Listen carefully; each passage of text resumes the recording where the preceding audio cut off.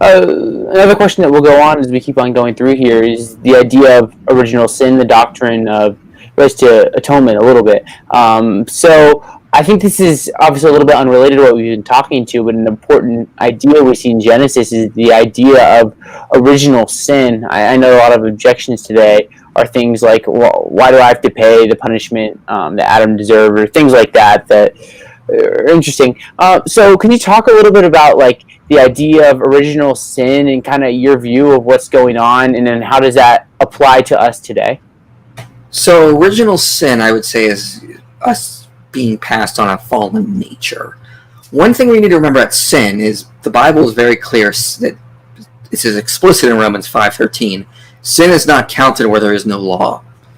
So you cannot sin if there's no law. Example, it wasn't a sin for Noah to eat pork because that was not given in the Mosaic law yet. So God did not give that law, so therefore it was not a sin prior to that to eat pork.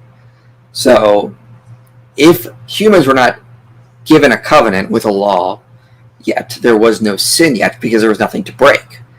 So we need to remember that with regards to sin, is that before Adam and Eve were elected and given the covenant and told not to do certain things, there really was no sin according to what the Bible means by sin, by breaking God's law. So with that in mind, what is original sin? Well, it's our first priests and priests of creation.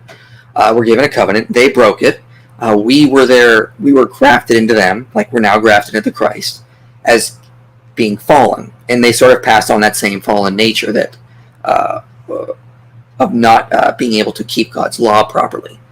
So in the Greek Orthodox Church, that's all original sin is. It's this idea that God has sort of passed on a fallen nature to us, and not so much that we're born guilty, like you see with maybe St. Augustus, for example. You're born already condemned to hell.